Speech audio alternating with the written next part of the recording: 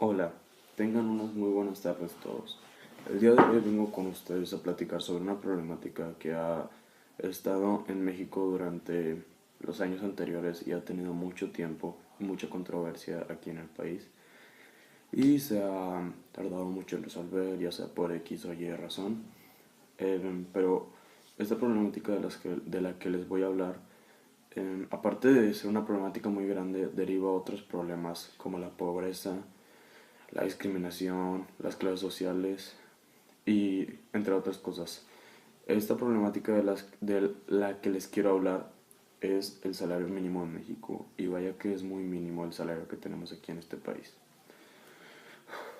En la frontera del país, los estados del norte pegados a Estados Unidos, se han hecho encuestas y estudios y se ha visto que la mayoría de las economías de los estados del norte tienen una economía, tienen economías casi iguales o cercanas a las de países de Europa, pero los estados del centro, tirándole al sur, tienen economías de tercer mundo y nadie sabe por qué es esta diferencia.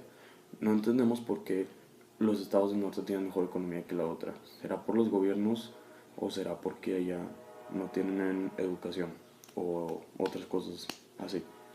Este, Uno de los problemas por los que el salario mínimo no se ha podido resolver es por la corrupción que hay en el país, ya que de toda la vida ha habido corrupción, pero en el último sexenio del presidente Enrique Peña Nieto ha habido más corrupción de la que ha habido en todos los años anteriores o sexenios anteriores.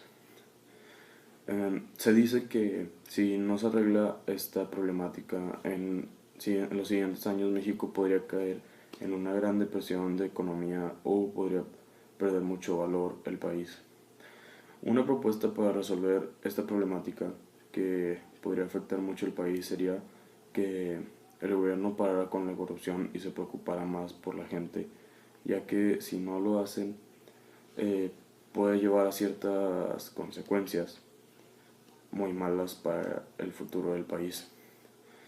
Hay muchas propuestas para parar esto, pero si no tenemos la ayuda del gobierno para que pare la corrupción, será muy difícil que el salario mínimo suba y que la economía de México en general, no de ciertos estados, sino de México en general, sea buena y sea igual a países de Europa o como Estados Unidos, que siendo de América es un país con buena economía que le gana a muchos de Europa. No es igual o casi igual, sino que tiene mejor economía que ciertos países de Europa.